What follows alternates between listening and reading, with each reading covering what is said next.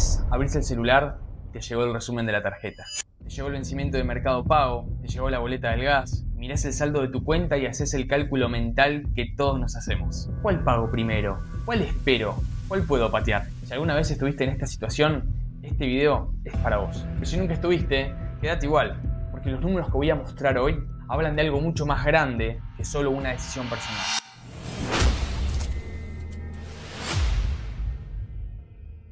Muy buenas a todos, ¿cómo están? Espero que anden muy bien. Y en este nuevo video vamos a estar hablando de qué está pasando realmente con el endeudamiento de los argentinos, por qué explotó, qué significa para tu bolsillo y qué puedes hacer hoy para no quedar del lado equivocado de esta estadística. Y arrancamos con los datos del Banco Central, que los publicó hace prácticamente nada, donde publica que la mora en créditos a familias argentinas pasó del 2,7% en enero de 2025 al 10,6% en enero de 2026. O sea, casi se cuadruplicó en un año.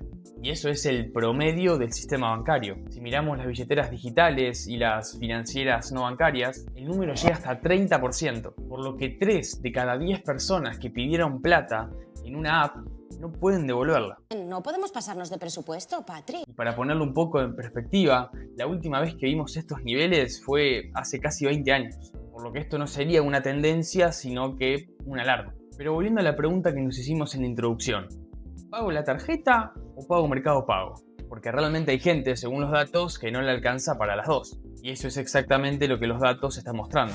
Pero bueno, analicemos esto desglosadamente en concreto porque realmente me parece revelador. Miren, en préstamos personales bancarios, según el Banco Central, la mora subió del 3,5% al 13,2% y en tarjetas de crédito bancarias del 2% al 11%. Pero donde la cosa se pone más preocupante es en las entidades justamente no bancarias. Tarjeta Naranja tiene un 35,7% de su cartera en mora directamente. Cencosud el 25,5%. Mercado Pago casi que triplicó su índice, del 5,5% al 14,7% en un solo año. Y la excepción, que sería el único segmento que se ha mantenido dentro de todo sano, son los créditos hipotecarios, con apenas un 1% de mora. Que de alguna manera me imagino por qué, ya que cuando la casa está en juego, la gente hace lo imposible para pagar. O sea, todo lo demás puede esperar. En cambio, la casa no. Pero entonces, ¿cómo llegamos a esta situación tan alta de mora en la Argentina? Yo creo que la explicación tiene 3 partes. La primera es que entre 2024 y mediados del 2025, el crédito prácticamente explotó. Los préstamos personales crecieron un 130% en términos reales. Los bancos justamente prestaban con ganas, las fintechs prestaban con más ganas todavía, y la gente tomaba créditos porque, necesitaba llegar a fin de mes. O porque, también la cuota parecía manejable. Por otro lado, también las tasas de interés subieron fuertemente. Hoy un préstamo personal bancario tiene una tasa efectiva anual cercana al 100%. Si pediste plata cuando la tasa era más baja y te renovaron las condiciones, tu cuota puede haberse duplicado. Y tercera, y la más importante, el salario real cayó. Más del 80% de los trabajadores formales terminó el 2025 con un sueldo por debajo de la inflación acumulada del año. En síntesis, más deuda, más cara y con menos poder de pago. Y el resultado es justamente el que estamos viendo. Pero hay un dato dentro de todo esto que me parece el más elocuente de todos. Y por lo que vi casi ni se menciona. Que las deudas que más crecieron no son las de lujos o gastos discrecionales. Son las deudas de lo básico, lo cotidiano. Por ejemplo, el impago de expensas subió del 1,4% al 4,9%. Las cuotas de los colegios privados subió del 0,7% al 3,1%. Y los servicios, luz, gas, agua, del 2,3% al 5,4%.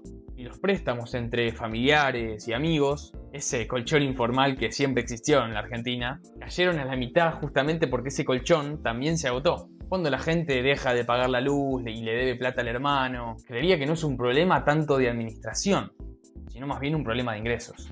Y ahora viene una de las partes que más me llama la atención porque es medio una paradoja. Porque mientras todo esto pasa, el PBI creció, el consumo privado batió récords, los sectores de energía y agro vuelan, el riesgo país bajó y por eso hay mucha gente que dice que a la economía le está yendo bien. Y tienen razón para mí.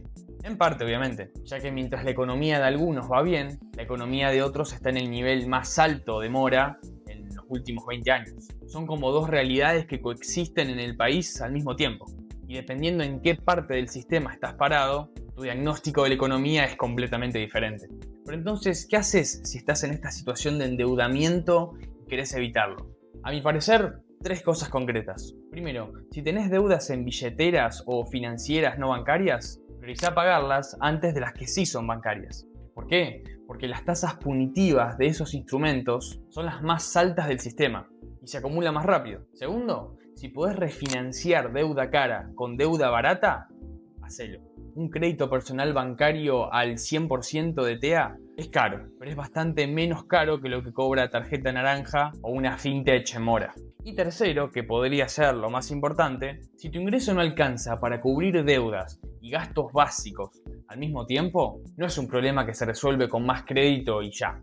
Se resuelve con más ingreso. Y sé que parece una obviedad, pero vale la pena decirlo. Tenías razón, Albert, tenías razón.